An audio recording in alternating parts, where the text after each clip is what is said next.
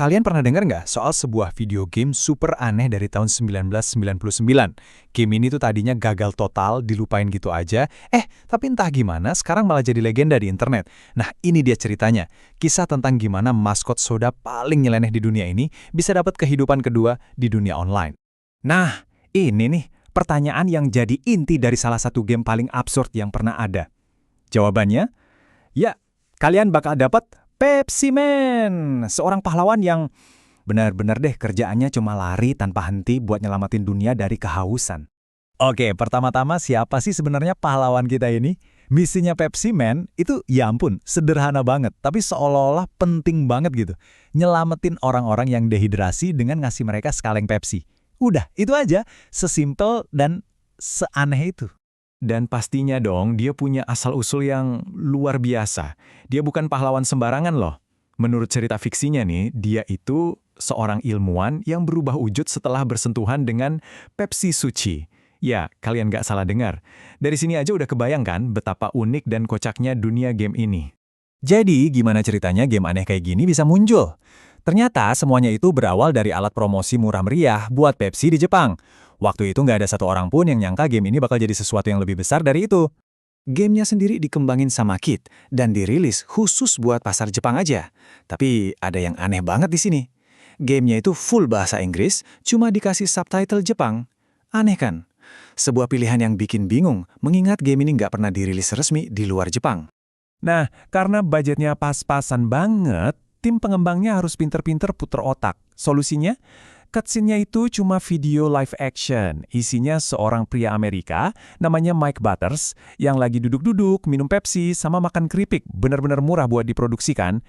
Tapi justru adegan-adegan inilah yang akhirnya jadi salah satu pesona paling ikonik dari game ini. Oke, terus apa sih yang kita lakuin di game Pepsi Man ini? Jawabannya simple banget. Kalian lari! Udah, itu aja. Lari terus-terusan, tanpa henti. Dan yang keren, tanpa disadari, game ini justru jadi salah satu pelopor genre yang sekarang kita kenal sebagai Endless Runner. Jauh sebelum tempo run ngehits di mana-mana, Pepsi Man udah lebih dulu bikin para pemainnya lari tanpa henti. Banyak banget yang ngebandingin game ini sama Crash Bandicoot, dan emang masuk akal sih.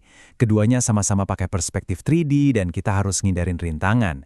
Tapi, ada satu perbedaan paling penting. Di Pepsi Man kita nggak bisa berhenti. Dia lari otomatis. Tugas kita cuma menghindar ke kanan, ke kiri, loncat, atau slide. Jadi, setiap level itu pada dasarnya kekacauan yang seru. Kita lari, ngindarin mobil, ngumpulin kaleng-kaleng Pepsi, dan di akhir setiap stage, ada adegan kejar-kejaran yang super absurd. Bayangin aja, dikejar-kejar sama kaleng Pepsi raksasa yang ngegelinding. Tapi, ya walaupun unik banget, pas pertama kali rilis, game ini nggak langsung sukses. Malah tanggapan awalnya bisa dibilang anyep. Kayak soda yang udah kelamaan dibuka gitu. Dan ini bukan cuma sekedar opini loh. Salah satu anggota tim pengembangnya sendiri, Kotaro Uchikoshi, ngaku terang-terangan kalau gamenya nggak laku. Jadi, waktu itu, Pepsi Man benar-benar dicap sebagai produk gagal secara komersial. Para kritikus game juga sama bingungnya. Lihat aja skor reviewnya, bener-bener acak adut.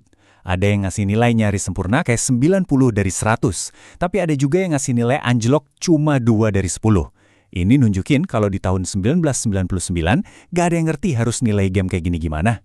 Intinya sih kesimpulan para kritikus waktu itu sama, gamenya terlalu simple. Banyak yang nganggap ini cuma versi light-nya Crash Bandicoot, dan gak lebih dari sekedar iklan interaktif buat jualan Pepsi. Nah, tapi disinilah ceritanya jadi menarik banget. Bertahun-tahun kemudian, internet entah gimana nemuin lagi game yang udah terlupakan ini. Dan dari situlah Pepsi Man dapat kehidupan kedua yang gak pernah disangka-sangka. Perjalanannya emang panjang. Setelah dilupain lebih dari 10 tahun, tiba-tiba muncul lagi tuh artikel-artikel yang ngebahas game ini. Terus puncaknya pas game ini ditampilin di acara speedrunning populer, Games Done Quick. Momen itu ngenalin Pepsi Man ke generasi baru yang justru suka sama keanehannya. Bisa dibilang internetlah yang mengubah game ini dari bahan candaan jadi sebuah ikon.